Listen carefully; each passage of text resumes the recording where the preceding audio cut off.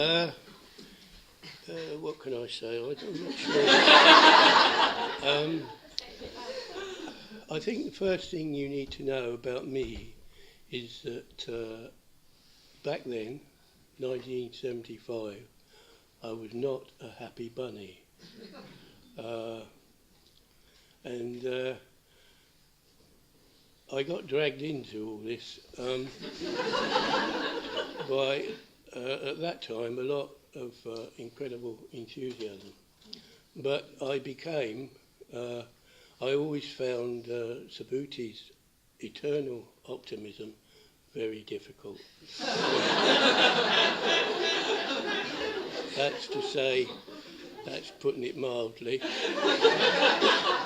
And I'm afraid I was quite a wet rag to him right the way through. I expect some aspects of that relationship will come out as we go, but so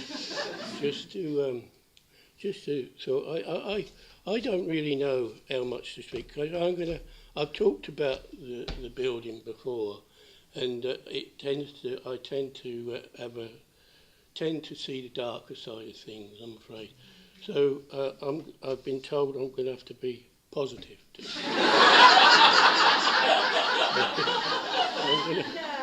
I'm going to try and be as positive.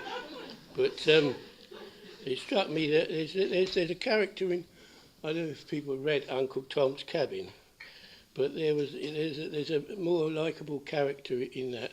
Asked Topsy, who was a young slave girl, where she came from, and meaning what place, Topsy, and what place you come from. And Topsy replies, I just growed. And is I just growed, that's a very good kind of description of what happened here years ago. And so the London Buddhist Centre is dependent on a lot of factors. What we have here today, we benefited from a lot of hard work from people, and a lot of willingness. And not only did it grow out of the spirit of those times, it's a very different age then, which many people have talked about in the past, but a lot of us were being pulled, even in some cases yanked, out of their comfort zone. Not least does it owe itself, its growth, to a Labour government struggling with unemployment and the GLC, which I'll say more about later. It ever growed still seems a miracle to me, really, given the resources we had at hand at that time, and the misguided conception that we were going to achieve what seems to me an insurmountable task at that time on £15,000. But that's how it began. You can see the enthusiasm that was there. And after a meeting of 6 or 7 of us over Archway, which was the centre at that time in Pundarika, which Dharmadina talked about this morning, I remember coming over here, and to be honest, I was horrified by the state of the building. The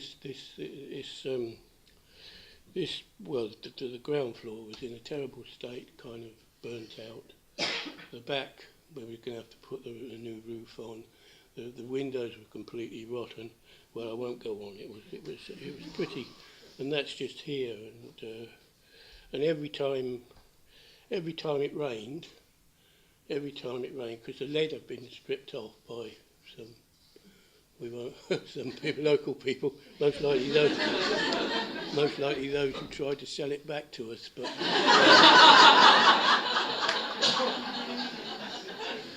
so I remember, so it used to rain through. There was wind, it was just cellophane over windows. The floors had been ripped up. it had been a children's playground. There had been no end of fires here, so you can imagine the mess it was. But I'm not going to dwell on that. And I remember going home said to my friend at night, you know, they don't know what they're getting into, and he said, well, more to the point, do you? and it was very true, really. So now I'm going to miss out. I'm going to jump forward to 1977 because I've got to be positive.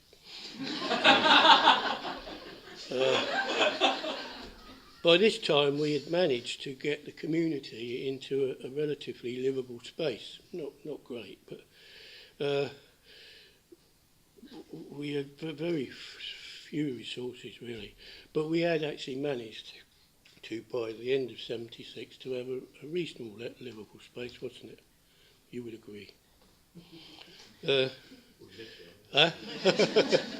Yeah. But I think one of the things, my abiding memory, I think that Subhuti used to wear this T-shirt.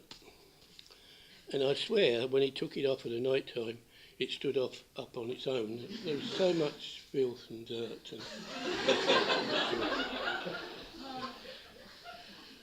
So anyway, by the end of 1976, we had run out of money. And we was going to have to get money somehow, and there was obviously this fundraising that was still going on at Archway, but we was going to have to. We had no money to continue working really, so we was going to have to set up businesses. So there was a whole period of where, as Dharmadina was talking about this morning, where we set up different businesses. And one of the businesses was, of course, a building business. And of the main people of the workforce, I think three I want to mention because they're no longer with us. So there's Punya, who sadly died about 10, 12 years ago of cancer, who was a great friend of developed into a great friend, and he wasn't with us right the way through, but when he was with us, I've never known anyone work so hard. You only had to point him in a direction and he would go to it, and he was incredible really, and sorely missed. And then there's Alia, who in the end turned into a very, very tidy tradesman. He made this thing that I'm standing behind. He made the shrine, and so he was very good in the workshop. We managed to get him to be he turned into a very, very tidy tradesman. But he was also a hippie, and sometimes I would go in the workshop and he'd be hugging the timber. And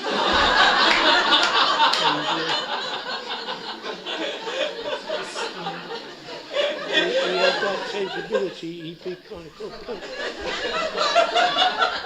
come here and smell this, and and all in this grain, lovely. And I said, for Christ's sake, just get the bloody thing done.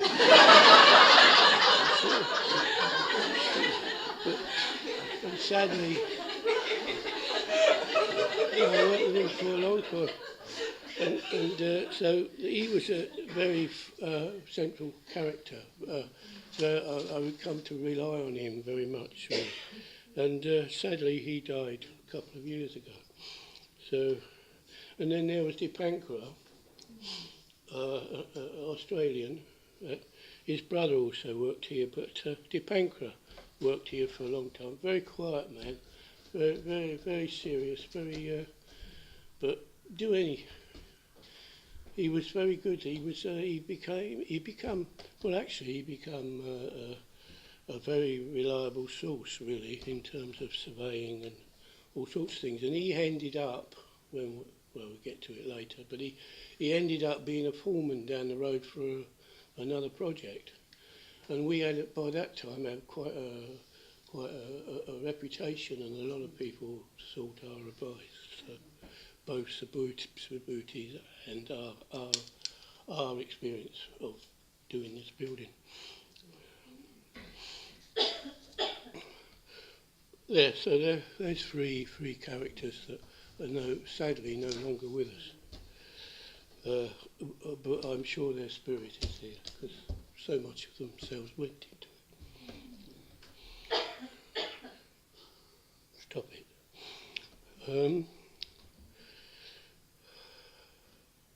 So by the end of 76, we had, as I say, run out, and then we set up the businesses. And during that period, we worked really, really hard. But at the end of 77, I went to a meeting where Subhuti was chairing, and it would seem that we had just about broken even. So the possibility of getting down here and doing this work just looked impossible. And you couldn't see where the money was coming from. And I remember that meeting very clearly, because I ended up, I must confess, feeling in despair, really. You just couldn't see any way forward, feeling. And I remember during that period going up the road with Subhuti to the Wimpy Bar, and we were sitting talking, and during our conversation he told me that he had been reading a newspaper article about apparently a new trend in suicide, that people racing up the middle of motorways and driving into bollards. And he looked at me and he said, "You're not going to do anything silly like that, are you?" And given that I couldn't drive at the time, and anyway, I think I would choose a less messy way of bumping myself off, really, I think. But then, in retrospect, it did give me a sense of the kind of pressure that he was under as well. But as Maya Angelou said, often repeats in a lot of her writings, that there's a rainbow in every cloud, and she certainly knew adversity. And the rainbow in this cloud was what came to be known as the manpower grant scheme, and the Labour government, in terms of trying to come to terms, I suppose, and actually do something about the mass unemployment at that time, set up this scheme to try and get people work, which Subhuti pursued rigorously through his different contacts and with the help of contacts he had made in the local council and even wider than that. So it was a tireless negotiating. And, as he is very, very proficient as he made those contacts, and we managed, in the end, I don't know how long it took, but it took quite a long time, didn't it? We managed to get on this scheme. Just a couple of minutes more. Oh, really? Yeah,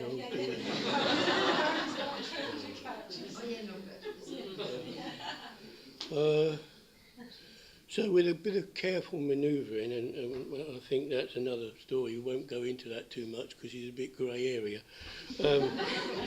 Anyway, by the spring of 1978, we finally had to go ahead. That is after a tricky period. What followed that was a very, very tricky period with the unions who were on our case, which is understandable because they was worried about keeping the clarity of work and that. So we managed. They came here, and luckily we were able to satisfy them that we knew what we were doing.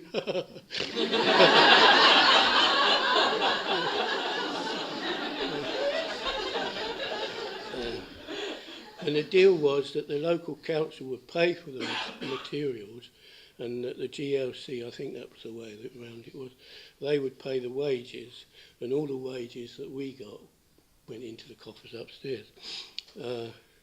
We had a little bit of pocket money, but I won't go into that. So in the end, we had 6 months to create the centre. We got a very tight schedule, and Subhuti again, this is all like me and Subhuti, he was insisting that I make a work schedule, and I'd never done such a thing in all my life. For those 6 months to actually, for us to actually work to, and I resisted. I'd never done ever done anything like that, and so he wanted me to work out how it was going to proceed, how we was going to. And after much wrangling and resisting and me, I went up to my room really pissed off, got out a piece of paper, drew lines across, and was like, and just randomly put in.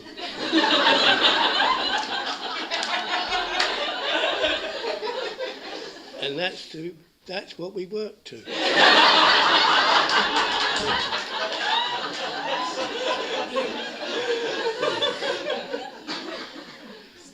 And then I took it down to Subhuti, and it was a miracle. We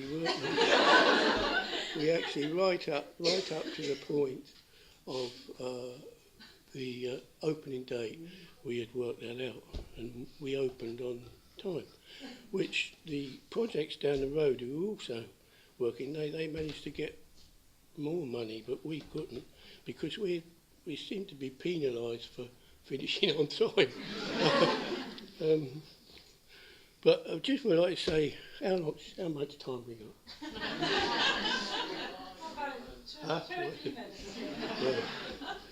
I just say that those 6 months were, a lot of people contributed, and you could spend a large, many hours talking about how this all came together. Really, it's a story in itself, really, because you've got the whole thing of, if you've noticed, whether you sit in here, there's some heavy traffic outside, but it's very quiet, and it's very conducive to meditation, and that in itself was a huge task with many factors. But during that period, we as I was saying, Dipankara became a foreman down the road, and there was there was a Four Corners, and there was a film studios, wasn't there? And they kind of were doing a project, and we had by that time gained quite a reputation for what we were doing here. And upstairs at any given lunchtime, there was about 30 or 40 people that gathering from the community, which was kind of, it was very moving actually. No. I was going to talk about the last, how much time we got?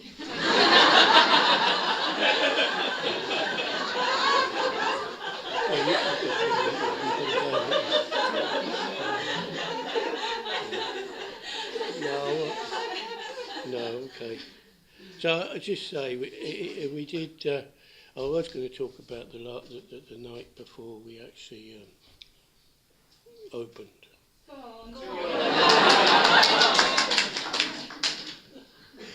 And by then, as I say, Alia was working on this.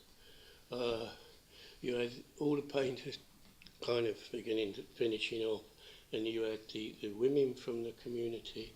Some were doing the curtains at the back, and then there was Anjali and a group of people working on these hangings.